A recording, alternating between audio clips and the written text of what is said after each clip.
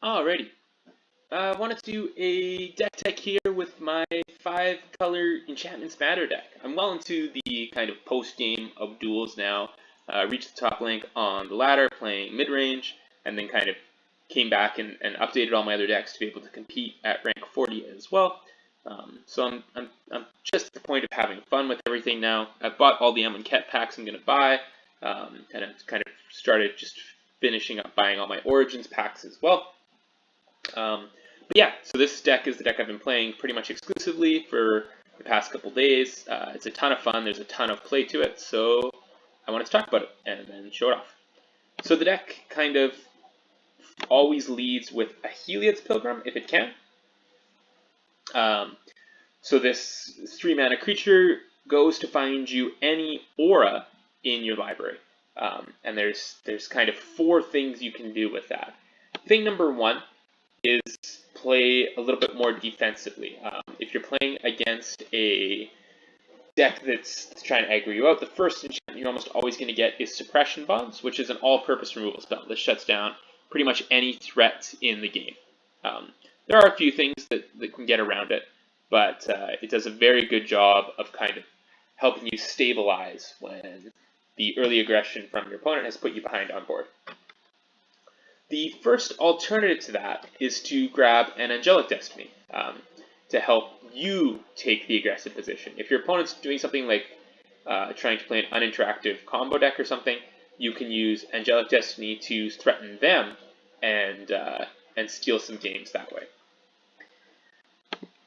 If you think the game's going to stretch on a little bit longer, both because it's more than just a race of them trying to out-aggro you or of you trying to out-aggro them, you can grab a Gift of Paradise, which helps you fix your mana and open up the rest of the deck.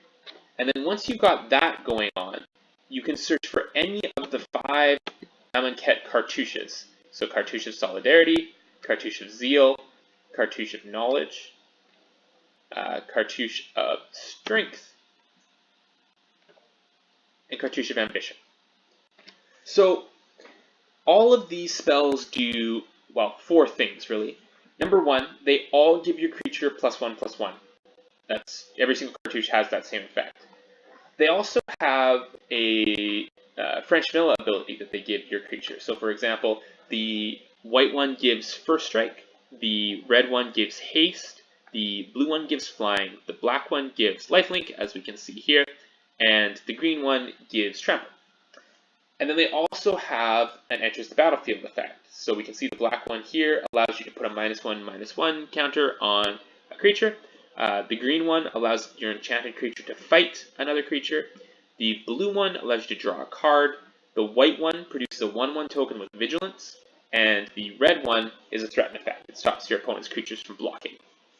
So in juggling these effects, and choosing which one's best, your Heliod's Pilgrim basically allows you to get the best of any 10 effects for the board as it is right now, which is what gives the deck so much play. And then the final thing that the cartouches all do is they all allow you to pick up any trial that you might have already played.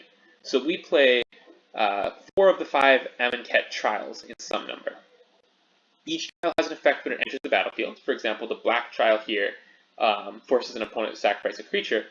And then every time a cartouche enters the battlefield, you pick those trials up. So this is how our deck gets card advantage. Every cartouche that we play, we try to make sure that we pick up at least 1, maybe 2, often 3 or 4 trials, so that the cartouche has all those extra effects, all those extra cards associated with it. So like I said, Trial of Ambition forces an opponent to sacrifice a creature. Trial of Zeal does 3 damage directly to a creature or player. Trial of Strength produces a 4/2 beast token creature. And Trial of Knowledge, way over here, lets you draw 3 cards and then discard a card. Cool. So that's the plan. Use enchantments, specifically the cartouches and the trials, to kind of get whatever advantage makes sense in the situation you're in. We support that plan with 4 Primal Hunt Beasts. This is just a hexproof creature that can wear all of our cartouches with no fear of being killed by the opponent, so we can make sure that all of our cartouches hit the battlefield safely. And then we have 3 global enchantments to kind of help us out.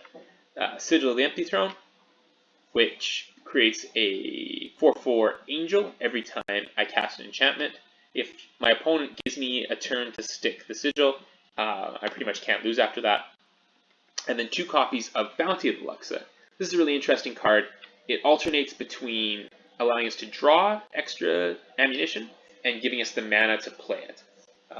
So similar to the sigil, if we can stick this on turn 4, if we have the freedom to do that, then the rest of the game becomes just much, much easier for us. That's really it. The mana base of this deck is actually fairly straightforward. Although it is a 5-color deck, it plays mostly white and green, which means that I play a fair complement of plains and forests, just a few of each of the Grixis lands, and then all of the M10 check lands that care about plains and forests. So as long as I have either a plains or a forest to play, any of these lands can provide me with other colors of mana. And I don't actually get stuck on mana that often. Especially because I'm not looking to play cards on turn 1 or 2.